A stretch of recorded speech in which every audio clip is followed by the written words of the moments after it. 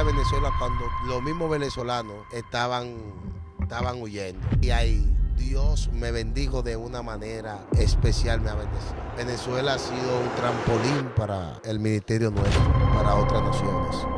Yo era rapero. Cantante. Yo no sabía ese chico. Yo tenía 12 para 13, ya con 12 años, yo estaba lo que se llama caminando escondido de mi padre. Yo me escapaba y estaba en la 30 con Ale Pelota, Mochila, Junior, esa gente que fueron leyendas en su tiempo. Y como yo rapeaba, a ellos les gustaban porque se echaban de dinero, otros apuntaban a mí, otros apuntaban al contrario. O sea, improvisando. Improvisando, yo improvisaba mucho. Es que en medio de una balacera, había una campaña en la calle 42 de Capotillo. Yo me recuerdo que estando un predicador, en ese entonces era Rafael Campuzano, estaba lo que era Nino Cuboy, Nando Meri, estaba Llaverito, estaba un grupo de jóvenes, de hombres que era terrible. Y estaba Culebrón, el hermano de Nino Cuboy, que era Hansel, estaba Hansel. Había un grupo de personas que controlaban lo que se llama las calles del Capotillo, la 42, la Cuadra.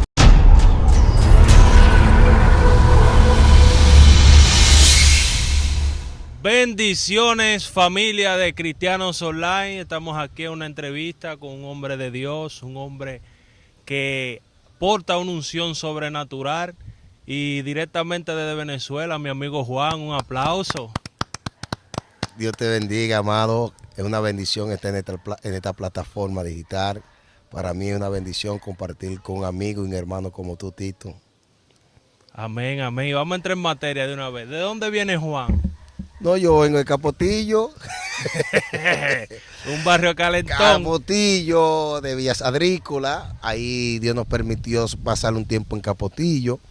Y nada, después de pastorear unos años ahí en la carrera que le dicen, por la avenida de los Mártires, por el callejón de la Carrera, Dios nos permitió de ahí entonces ir hacia Venezuela, y tenemos ya 9 años por allá pastoreando. Allá con Maduro. Con Maduro y el Verde, pero estamos allá.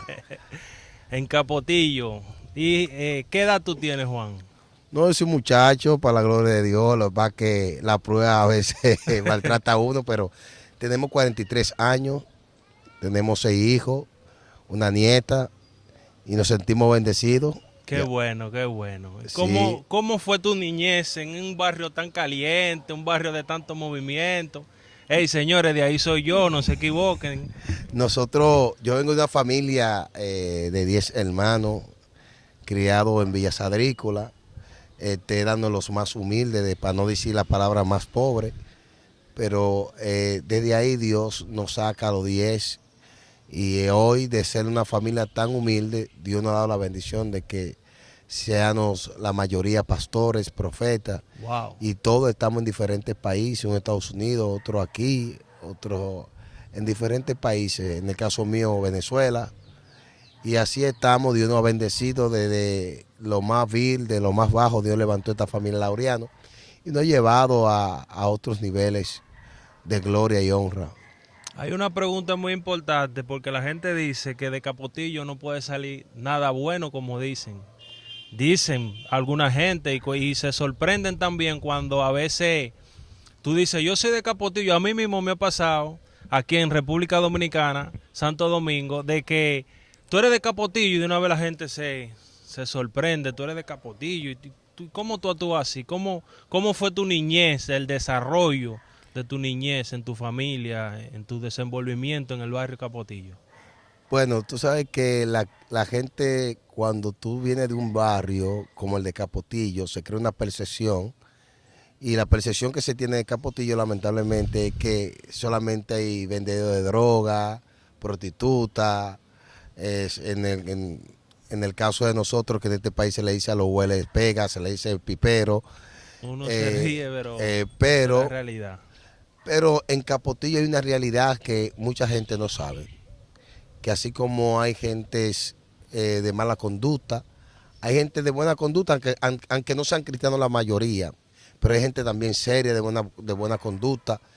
Y hay un texto bíblico que se cumple en Capotillo, donde abundó el pecado, sobreabunda la gracia.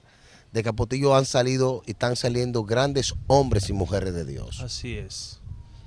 Y siempre cuando gente que conocen y han escuchado de Capotillo, ahora mismo los de Moncero, la gente ha conocido más Capotillo de otra nación, por lo mismo de Moncero, que hablan cosas de Capotillo y siempre se muestra como lo peor de Capotillo, un dembow. Pero nosotros cuando nos toca hablar de Capotillo, hablamos de Capotillo como un epicente que Dios utilizó para nuestra vida, marcar nuestra vida y llevarnos a otro nivel de gloria. Una experiencia de niño en el sector que te haya marcado en tu desenvolvimiento, que te haya trascendido en la vida suya para que de lo que significa hoy en día. Bueno, algo que me marcó como adolescente es que en medio de una balacera había una campaña en la calle 42 de Capotillo. Y yo me recuerdo que estando un predicador, en ese entonces era Rafael Campuzano. Hey, Campuzano. Sí, estaba metido, prendido ahí. Y yo me acuerdo que nadie se movía, sino que ahí mismo uno comenzaba a interceder. Y de verdad que la cosa se aplacaba porque el Espíritu de Dios tomaba el control de lo que era la situación y la atmósfera en ese momento. O sea, tú te encontrabas, estaban predicando y se armó un tiroteo de repente. Un tiroteo de repente. Y tú sabes que en ese entonces estaba lo que era Nino Cuboy, Nando Meri, estaba Llaverito, estaba un grupo de jóvenes, de hombres que era terrible. Y estaba Culebrón, el hermano de Nino Cuboy, que era Hansel, estaba Hansel. Había un grupo de personas que controlaban lo que se llama las calles del Capotillo, la 42, la Cuava. Y muchas veces por los puntos habían disputas, discusiones, peleas, pleitos, valga la redundancia, y eso marcó mi vida porque yo veía que aunque ellos controlaban las calles, los cristianos controlaban la calle y el mundo espiritual. Algo terrible en esa época. Yo me recuerdo cuando yo era niño, que uno se tiraba era en el suelo y se ponía la mano en la cabeza, Dios mío, y los tiros sonando durísimo. Tiro, botella, bomba, lagrimona, pero ahí estaba Dios, Tito, sobre todas las cosas ahí estaba Dios enseñándonos. Así es. Que por más que el pecado avanzara, Él estaba por encima del pecado, por encima de la maldad y por encima de cualquier pronóstico de la tiniebla en contra de la vida de los que de verdad queremos a buscar a Dios. Amén. Que ya no buscar a Dios en ese entonces. Amén. ¿Cómo llegaste a los caminos del Señor? Yo era rapero. Cantante. Yo no sabía ese chiqui. Cuéntame un poco. Me Cuéntame. gustaba de que rapear. Entonces, yo tenía 12 para 13, ya con 12 años. Yo estaba lo que se llama caminando escondido de mis padres. Yo me escapaba y estaba en la 30 con Ale Pelota, Mochila, Junior, esa gente que fueron leyendas en su tiempo. Y como yo rapeaba, a ellos les gustaban porque se echaban de dinero, otros aportaban a mí, otros aportaban al contrario. O sea, improvisando. Improvisando. Entonces yo improvisaba mucho. De tal manera de que iba creciendo en ese ambiente, pero en ese ambiente siempre se me incluye lo que es lo vicio. Y como yo vengo de una familia que era de bajos recursos, pero con muchos valores, mi papá, mi mamá, nos inculcaron esos valores de cuidado con la droga, cuidado con el robo, cuidado con esto, cuidado con la mala conducta. Pero siempre el enemigo va a querer doblar o distorsionar lo que tus padres te enseñan, ¿verdad? Así es. Y a veces los padres no tienen totalmente el control absoluto de la vida de los hijos. Entonces yo me escapaba, escondía a mi mamá, me escondía a mi papá, me escapaba y le hacía entender de que yo estaba ahí en la habitación dormido y estaba a las 12, 1 de la mañana. Wow, pues Metido en pleito, porque había dos bandas, uno que le decían los Fujimori, otro le decían los Pepe, y otro le decían los Wimbo. y yo estaba en la banda de los Wimbo, pero Dios estaba primero que todas esas circunstancias y de verdad no alcanzó su misericordia. A los 13 años yo solo decido servirle a Dios. Un 23 de diciembre estaba yo en una guagua. Oye, Dios usa todo un pretexto para llevarte a Él. Yo estaba vendiendo plátano, era ayudante de una guaguita de esa de mercado, de vender plátano, yuca, De etcétera. esas que andan Sí. en la calle, sí. Y yo me recuerdo que un día me encontré con una señora que era como una madrina, lo que se usaba mucho antes aquí. Y yo en mi inocencia, o cosas de adolescente, parece que me dejaron como para probarme. Y yo agarré y le di un par de plátanos a la mujer, se los regalé. Y le eché un par de yuca. La mujer se fue cuando bajó el dueño de la mercancía, de la guagua. Me dijo, dame el dinero que yo te vi que tú estabas vendiendo. Y yo, no, yo lo regalé. Ahí me acusó de ladrón. Y eso Wow. me dio un dolor, porque yo tenía muchos años trabajando con él. Me dio un dolor eso. Y yo llorando detrás de la guagua, porque estábamos incómodos él y yo. Cada vez que nosotros terminábamos de vender, yo me montaba adelante junto con él y ese día me monté atrás. Y ahí dije, cuando llegue a mi casa, le voy a decir a todo el mundo que soy evangélico. Y así llegué un 23 de diciembre, todo el mundo esperándome, los chamaquitos para beber vino, tú sabes, que era la única fecha que públicamente no se podía emborrachar. Sí. Y no, y hay muchos cristianos que se dan su humo en toda la temporada. No, pero a uno como muchacho en ese entonces, o sea, que no le permitía, no tenía tanta libertad como lo que tiene la generación de hoy. Y ese día de 24 de diciembre, los 25, eran cuando el gobierno regalaba queso y regalaba ponche, una caja que daba Balaguer con ponche, vino y cosas así. De ahí uno agarraba ese vinito y se lo bebí entre todos los jóvenes o adolescentes. Y ahí, de verdad, ese día me estaban esperando los amiguitos. Y yo cuando llegué le dije, ya yo no voy a rapear más porque yo soy evangélico. Y ellos se burlaron de mí. Sí, porque en esa época, en ese tiempo, estamos hablando de los 90 para allá. El evangelio, el que cantaba rap, el que cantaba canciones de que en ese ritmo Era del diablo. Era del diablo, te va a llevar. Yo mismo maté a Willy. y hoy te la baila, hoy te la goza. Gloria a Dios. Oh, gloria a Dios. Sí, hoy hemos alcanzado un conocimiento aún mayor y hemos entendido las cosas, pero en ese entonces era difícil. Era difícil. El primero, porque la gente hablaba de Willy, pero el primero en sacrificarse. El Esteban, yo le digo, el Esteban de Ra, fue Jesús Villanueva. Sí. Fue el que salió el que hacía los dramas, con la voz. Sí, que hacía el drama marcial, Valdomiro. Él fue el pionero del rap cristiano aquí en República Dominicana, Jesús Villanueva. La gente muchas veces deshonramos la gente que abren el camino. Y Jesús Villanueva fue el primero en atreverse y el primero de darle el primer evento que se llamaba el Día Internacional del Rap Cristiano, fue José Laureano. Fue el que se atrevió a juntar a Willy, a Adiel Kelly. En ese tiempo estaba La Discípula, estaba 3C, estaba Padrino, Botella. Un grupo de raperos jóvenes que no eran muy aceptables en ese entonces, porque que el rap no era aceptable. El rap no tenía ese auge que tiene ahora. No, entonces él se atrevió. En ese entonces el tipo se jugó su ministerio, porque muchos pastores desde ese día lo vieron de otro punto de vista, lo vieron con otra óptica, no buena, sino negativa. Una negativa. Entonces, ¿cómo llega ya después de adolescente? ¿Cómo te desarrolla ministerialmente? Que me cuenta que hiciste eso de rap, que cantaba rap, no te interesó seguir. No, porque uno toma un perfil tú sabes que anteriormente, no demigrando la generación de hoy, porque cada temporada tiene una generación Claro, con una mentalidad diferente.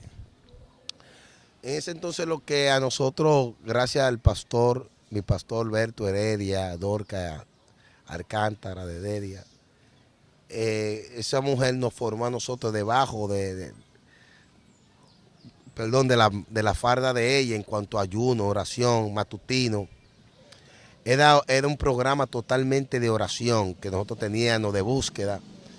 No salíamos de 3 días de ayuno, no salíamos de un monte ayunando. Y eso nos llevó a nosotros a inclinarnos más por el ministerio evangelístico. Porque en aquel entonces no era muy mencionado ni el apóstol ni el profeta. Siempre en aquel entonces se usaban más 3 ministerios, que era el pastor, el maestro y el evangelista. Esos eran los 3 ministerios que funcionaban antes en realidad. Era muy raro, tú escuchas apóstol, profeta, era raro. No, tú decías eso en esa época del evangelio. Era un apóstata. Era un apóstata, un hereje de la palabra. ¿Crees tú que ya no se vive ese tiempo de oración como en el tiempo que tú te desarrollaste, esa búsqueda? Porque recuerdo yo que cuando yo estaba niño, que mi mamá se convirtió, yo acepté al Señor a los 6 años. Sí. Mi mamá vino cuando yo tenía 6 años al Sí. Evangelio. Y era oración, todo era oración, ayuno, matutino, oración, estudio de la palabra, no se hablaba más nada, no se hacía actividad Sí. como se hacen ahora, de que un jubileo, una brincadera. No, porque eso da pecado. Todo eso era mal en esa época. En ese entonces. Yo pensando y recordando, cuando yo estaba a esa edad, más o menos, 12 años, todo era, tienes que orar, tienes que ayunar, tienes que hacer esto. O sea, incluso a mí me hicieron un daño, discúlpame que te interrumpa. sí. Yo no estudié. ¿A qué tú vas a estudiar si Cristo ya viene? Cristo viene. Cristo viene. No, una viejita señores, que descanse en paz, como decimos. ¿A qué tú vienes? Cristo viene estudiando. El diablo se va a comer su estudio. Y también que sepa la audiencia, Cristo viene, señores. Simplemente estamos diciendo de que nos inculcaron tanto que Cristo viene, y Cristo viene, claro que sí. No, que pero- nos echamos a un lado los estudios, la preparación. No, porque era que te lo decían. ¿Para qué tú vas a estudiar si Cristo viene? Entonces, ahora uno con el conocimiento sabe que tenemos que esperar a Cristo como que si viene hoy, pero también la Biblia dice como que si viniera entre 2000 años más. Amén. Entonces, el asunto es prepararte para la ocasión. Sabemos que Él viene, pero a lo que Él viene, dame prepararme en lo que me compete a mí. Ahora, si Él viene, yo estoy preparando. Gloria a Dios, mejor todavía. Mejor todavía. Mejor todavía. Entonces, para caer la pregunta, ¿crees que los tiempos de antes, en cuanto a la oración, el ayuno, son mejores que los de ahora? No puedo decir que son mejores, pero la generación de antes, a ser más ignorante en cuanto a muchas cosas de la palabra, ¿cómo puedo decir esta palabra para que no se pueda malinterpretar y no vaya a pensar que yo le estoy llamando ignorante a la generación pasada? Sino, cuando me refiero que era más ignorante, era más pasable, dejaba pasar más las cosas y decía, no, vamos a buscar a Dios y punto. Esta generación es más exigente. Esta generación te va a buscar a Dios con otro conocimiento más claro. ¿Por qué? Porque tienen más acceso a información que nosotros no tuvimos en aquel entonces. ¿Me entiendes? Nosotros no teníamos casi acceso a la información. Esta generación tiene la bendición que no tuvimos nosotros. Acceso a la información que te hace hacer las cosas más correctas y con más sabiduría. Y ahora es más cuestionable. Cualquiera prepara algo y dice, ¿dónde está eso en la Biblia? Explícamelo, enséñamelo. Exactamente. O sea, Antes tú decías, toda una explicación, un tú decías cuestionamiento. aguacate y todo el mundo hablaba en lengua. Porque se vivía más un evangelio de emocionalismo que de evidencia. Se rompían los bancos de la iglesia. Tú veías gente partido. ¿Cuánta gente nosotros sacamos con esos cuellos? Partido con un banco. Eso fue Dios. No, eso fue. Ese está mal. Hizo Todo algo eso mal. sucedía en la generación donde yo me crecí. Desarrollado. Ahora, sí te puedo decir algo. Yo no cambio algunos principios de aquel tiempo por mucho de ahora. Detalla, me explica eso. Por ejemplo, principios que han bendecido toda mi vida, que son innegociables. Número 1 es el temor hacia Dios. Amén. Número 2, una base de oración. Y Número se ha 3, perdido eso. Número 3, silicio. Yo todavía hago silicio. Yo todavía ayuno. O sea, yo todavía me hago mi matutino. Son cosas que esta generación la ve insignificante. La gran mayoría, no todo. No todo, no todo, pero carece el pueblo de Dios de buscar más y de orar, que es lo principal en la vida de un creyente, porque está bien, estamos en la era del conocimiento, como explican mucha gente, los estudiosos, de que hay mucha información, como usted acaba de decir, pero aparte de eso hay una intimidad, un secreto en la oración, Mira, en buscar a Dios. mira, Tito, hay tanta información que nos están desinformando. Terrible. A veces yo me pongo a leer y digo... Pero tú escuchaste eso. Hay tanta información que nos están desinformando. ¿Y qué es lo que pasa? Yo no sé de eso. Hay un conocimiento tan profundo que se están ahogando a la gente. Entonces ahí es donde yo no quiero llegar. Ahí es donde yo no quiero llegar. Yo he escuchado tantas cosas que no quiero caer en el mismo vacío. Que Jesús es hijo de José, que no fue Dios. Y temas como ese, yo, ¿qué te digo a ti? Mantengo mi principio. Hay muchos teólogos que han pasado de ser teólogos, han pasado a ser teolocos. Porque se saltan con cosas extrabíblicas y antibíblicas. Y también le están dando a veces hasta más valor a lo que está fuera de lo que está en la Biblia. Yo diría que eso sería un apoyo un pie para poder entender ciertas cosas en la Biblia, pero a veces le damos ¿cómo se dice? Echamos a un lado lo que dice ahí por creer más lo que está fuera de ahí. Mira, nota algo, Tito. Hay menos efectividad para ganar el alma que antes. Pregúntate por qué. ¿Por qué? ¿Por qué? Porque hemos cometido una imprudencia por la mucha teología, ideología en la palabra, que en vez de acercar a la gente, hemos confundido a la gente. Las mismas redes sociales, tú dices que yo he escuchado gente, que la Reina Valera eso no sirve. Sí, yo lo he escuchado.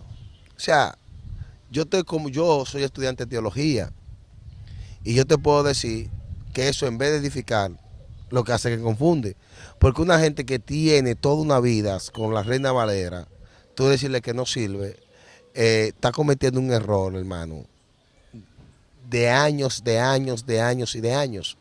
O sea, no es que no sirve.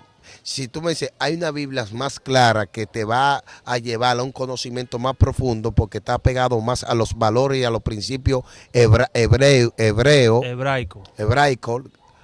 o griego, ya son dos cosas diferentes. Pero si tú te pones a pensar, el hebraísmo y el griego hasta chocan. Sí.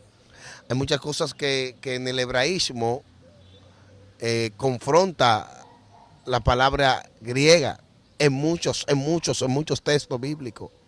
Entonces, si nos llevamos de eso y se lo explicamos a la gente, vamos a confundir a la gente. Lo más bueno que yo he dicho que la Reina Valera tiene es que ha acercado a la gente a Cristo y que le dice que Él es el camino, la verdad y la vida y que nadie va al Padre. Que lean ese texto y que lo demás... Ya lo otro lo averiguamos, como dicen. Sí. Entonces, ahí es donde yo digo, ¿para qué estamos en las redes? Es una pregunta que yo siempre me he hecho.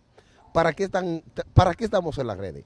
¿Para edificar o para destruir? Si yo estoy en las redes y confieso o proclamo a Cristo en mi corazón, yo creo que yo tengo que seguir los pasos de Cristo. Si Cristo estuviera en las redes hoy, o Pablo, o Pedro, o cualquiera de los apóstoles, y tuviera una entrevista como esta, ¿estuviera atacando otro ministerio?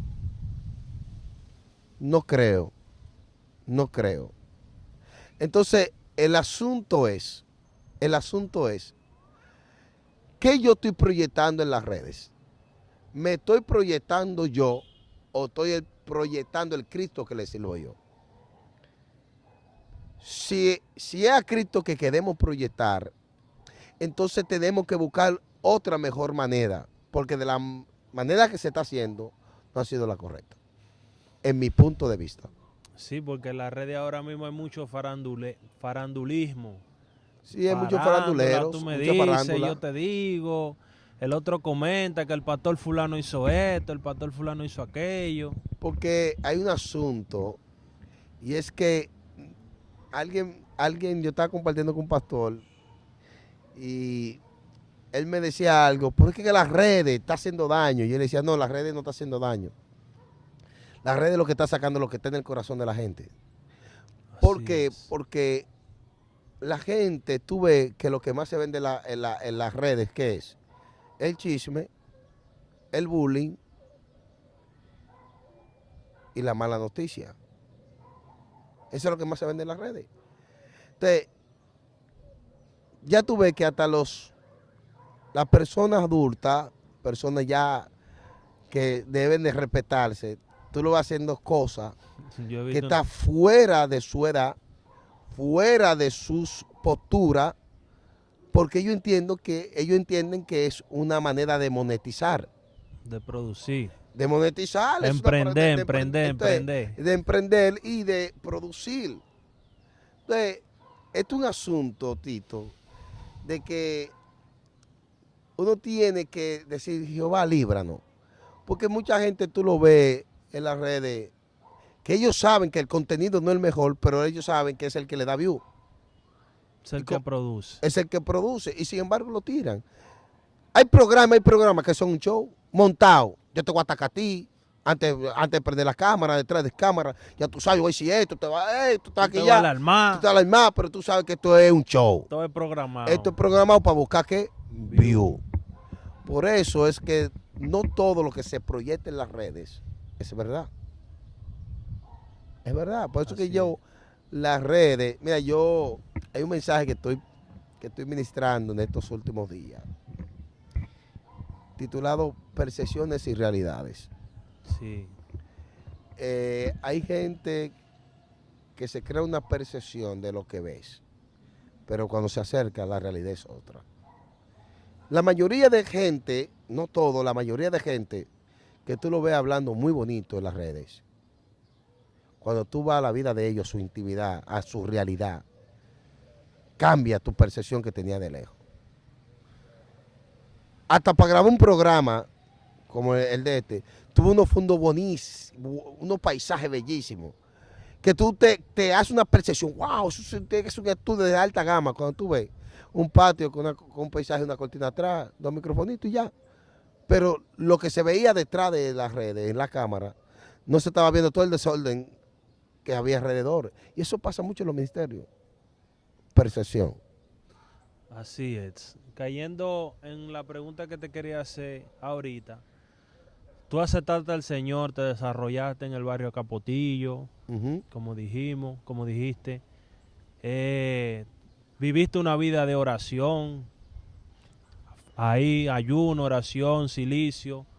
¿Cómo llegas al pastorado? O sea, ¿cómo tú? Porque, por ejemplo, yo no quisiera ser pastor. Es que esto no es llegar, esto es una asignación. Yo no quería, pero era mi asignación.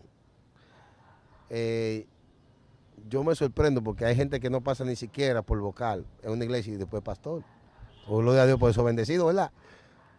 Pero para yo llegar al pastorado, yo Eso, primeramente, excusa que te interrumpa, eso es como que llegó a la milicia, llegó de raza y después ya es general. general, ¿qué tú crees que va a pasar con ese individuo?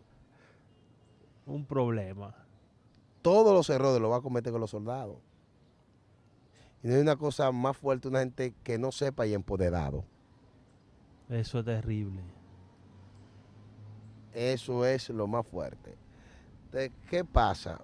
Yo primeramente fui vicepresidente juvenil, luego fui presidente juvenil, que en ese entonces no se usaba de que pastor juvenil, sino era presidente. Y había que hacer unas elecciones, Y se señores. hacía Unas elecciones. Se hacía unas elecciones como si fuera una elección de congregación. Uno se ríe, pero todo eso uno lo vivió. Uno lo vivió. Aleluya. Entonces se hacía unas elecciones. Ahí tú ganabas edad por voto. Y ahí caí luego como presidente juvenil por 8 años. 8 años seguido siendo presidente juvenil. Luego fui diácono de la iglesia, diácono. Fui Wow, la siendo mano joven. Sí, jovencito. Fui primer diácono de la iglesia. Luego fui la mano derecha del pastor, era el que hacía la programación de la iglesia, encargado de los retiros congregacionales. Luego fui presidente del protemplo. Dios me permitió, luego fui tesorero conciliar, su tesorero conciliar. Dios me permitió a mí, pasar por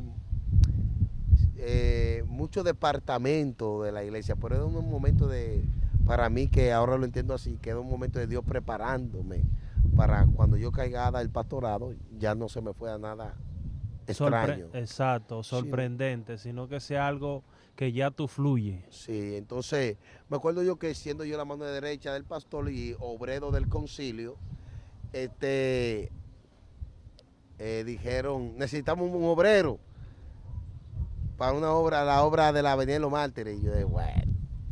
El pastor me dijo, Juan el hombre. Y yo me le quería zafar al pastor.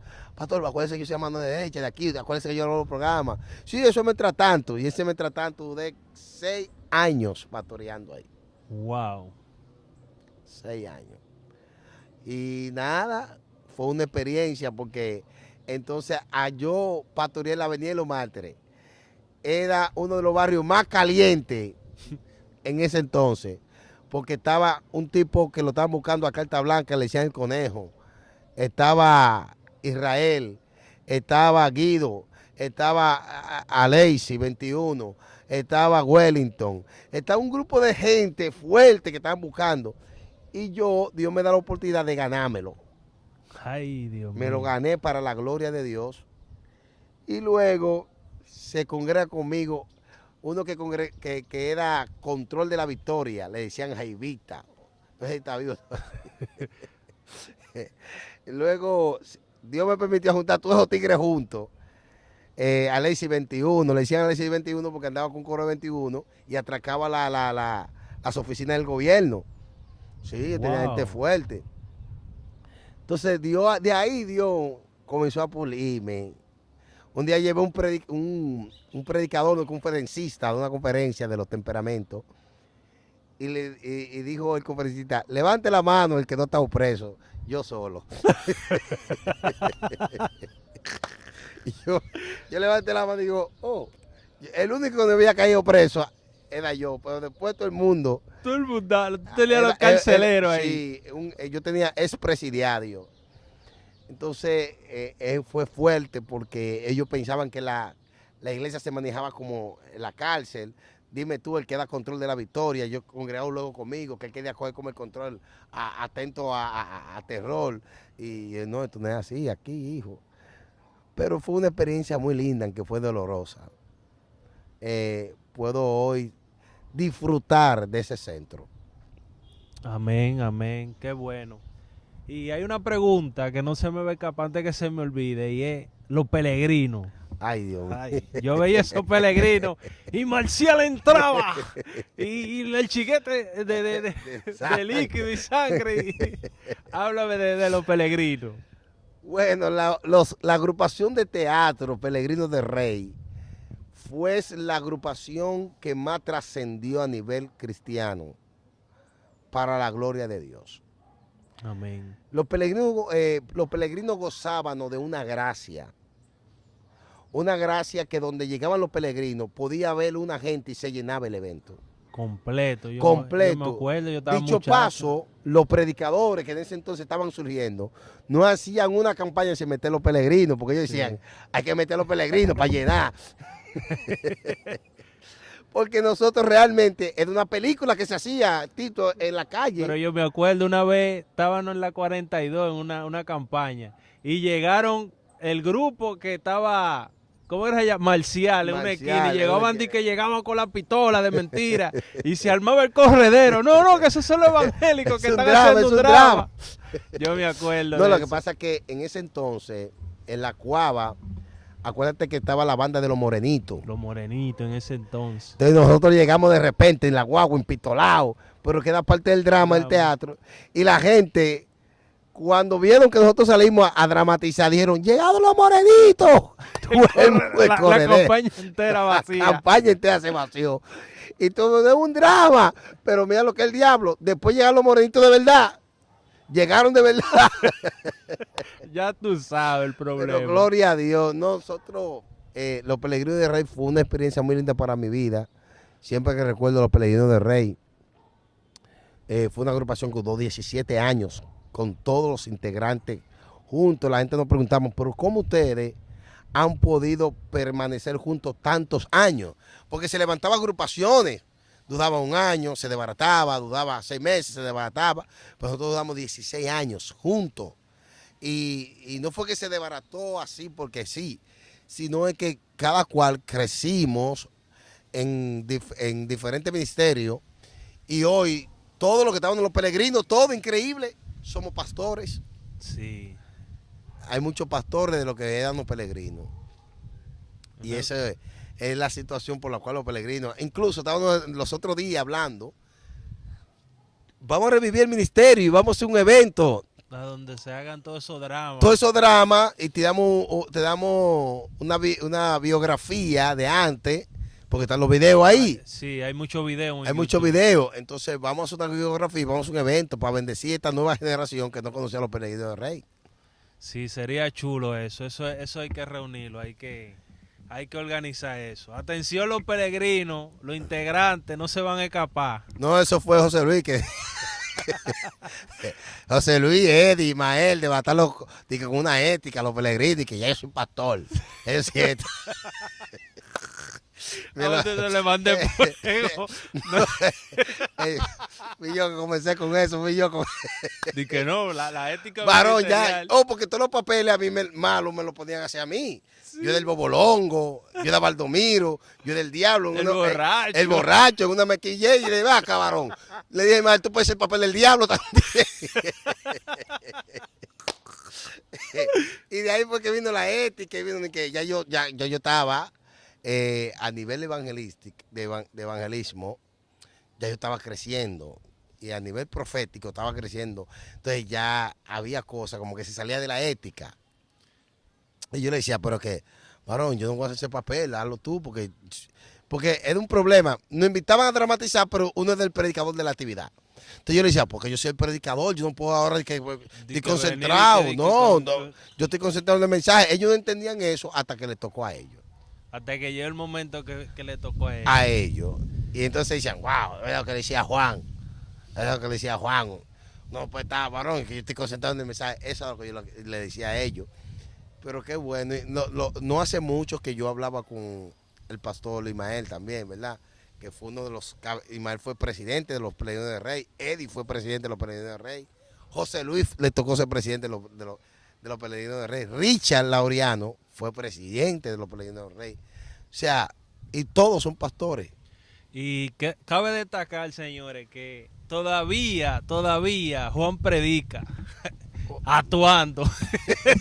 Cuando Juan predica, ustedes pueden buscar una prédica en YouTube de Juan y de los integrantes de Ismael, de José Luis, de Richard Laureano y todo ello. Uno lo busca en YouTube y ustedes actúan y se mueven como. No, es que eso se quedó en sí, ustedes. Eso fueron muchos años y es que el mensaje corporal llega rápido. Sí. Llega rápido. Cuando tú das un mensaje corporal, llega rápido, la gente entiende más rápido, captan más rápido la idea de lo que tú estás hablando. Y eso como no ha funcionado a nosotros y lo que funciona se hace. Claro, y más que estaba en esa época la disposición, el hambre de fluir, de desarrollarse lo que es el Señor. Sí. Entonces, Hay otra pregunta muy importante y es que aceptas al Señor, te Sí. desarrolla en el ministerio, pastorea, pero que no pastorea aquí en República Dominicana. Sí en Villa, ¿dónde fue que comentaste? Yo en Villa Sadrícola, ahí en la Villas, Avenida de los a la Mártires. Avenida de los Mártires, pero ahora está pastoreando en Venezuela. Sí, Háblanos de eso. estamos en la ciudad de Venezuela, en la ciudad de Anzoátegui, en Anaco, en el lugar de ahí, en el oriente, perdón. Estamos en el oriente allá. Y allá Dios nos ha honrado con su favor, su misericordia. Hemos sido un puente de recibir grandes hombres y mujeres de Dios aquí de la República Dominicana y de otros sitios. Es sorprendente de que haya caído o el Señor te haya llevado allá a Venezuela. En una época yo escuché muchos comentarios de que Juan, para Venezuela, te vas a ir para Venezuela, para allá no hay nada. ¿Y cómo tú te vas a hacer? Porque es lamentable el caso de que es un país bello, nosotros lo hemos visitado, un país maravilloso con gente hermosa, pero está en una situación no muy favorable para el país. Eso es cierto, no se puede esconder una realidad que está ahí. Pero Tito, yo siempre he sido una persona que siempre he dicho, donde Dios te manda, Él te respalda. Amén. Yo entré a Venezuela cuando los mismos venezolanos estaban huyendo. Y ahí, Dios me bendijo de una manera especial, me ha bendecido. Venezuela ha sido un trampolín para el ministerio nuestro, para otras naciones. Allí conociste a Maja, hablando de Maja. Señores, Eh, Maja es una persona o una mujer virtuosa, una mujer que desde que yo la conocí o compartí o conversé con ella, me di cuenta que es una mujer entregada a la cosa de Dios. Y es árabe también, habla de eso. Como un dominicano una Habibi. se encuentra, se une con una persona o con una mujer árabe que sabemos y cabe destacar, o está de más decirlo, que los árabes tienen como otra forma del evangelio, Tiene otra ideología. otra ideología de percepción en cuanto a lo que es el pentecostalismo. Esa palabra a veces no me sale. Eh, no, tú sabes que los planes de Dios dice la Biblia que sus caminos son más grandes que nuestro camino y sus pensamientos más altos que vuestro pensamiento. Dios me permitió conocer a mi esposa en un momento muy difícil de mi vida. Ella también estaba pasando un momento de su vida muy difícil. Y estábamos los dos pasando por el mismo proceso. Wow. Ahí Dios nos permite, ¿verdad?, conocernos. Y es increíble lo que te voy a decir. Yo conocí a mi esposa un día antes de venir para acá, para Dominicana, después de una gira que tuve por Colombia. Terminé en Venezuela y venía para acá. Y ahí nos conocimos y duramos una noche de amor. Porque al otro día yo tenía que venir a República Dominicana y fue que Dios, ¿verdad?, nos señaló el camino y nos habló. Y estoy resumiendo porque el testimonio es largo. Y hasta la fecha de hoy tenemos ya un niño llamado Manasé, una gran bendición de Dios. Mi esposa una gran mujer de Dios, le agradezco a Dios por ella. Y tenemos ya 9 años peleando la buena batalla. Amén. Es una mujer que la amo mucho, ella me ama a mí. Sus padres son locos conmigo, yo soy loco con ellos. Y cuando tú no calificas para el hombre, Dios hace que tú califiques. Amén, así es. Así es. Algo sorprendente, por ejemplo, de que se dé ese caso.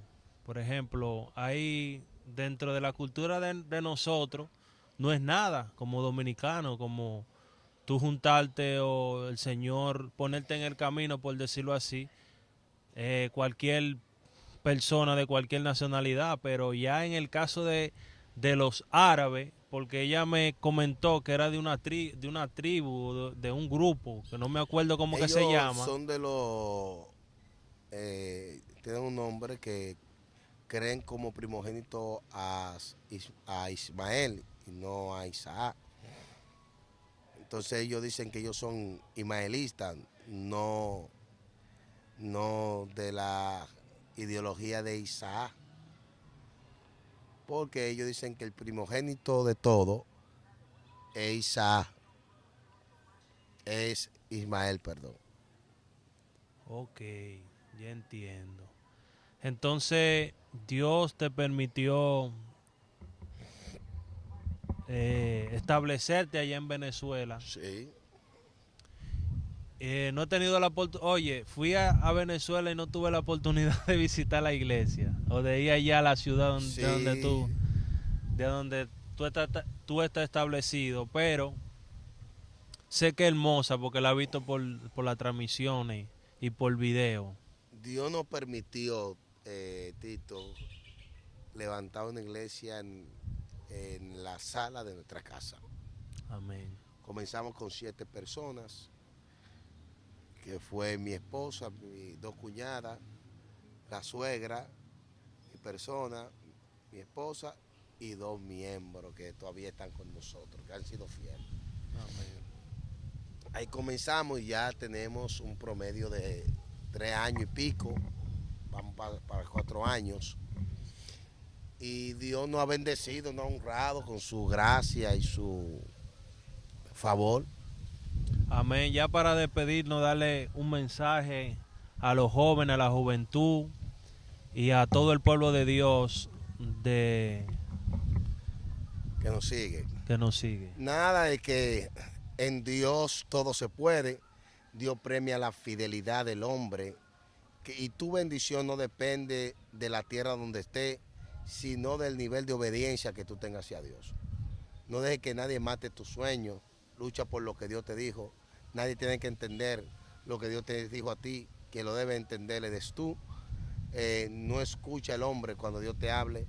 Escucha la voz de Dios en la boca del hombre, pero no escucha al hombre. Quiero dejarte como reflexión esto. No vaya detrás del reino, ve detrás del rey que gobierna el reino. Dios te bendiga. Amén. Un aplauso. Gracias, Juan, por darme la oportunidad de compartir contigo. Gracias a ti. Nos vemos pronto. Amén. Shalom.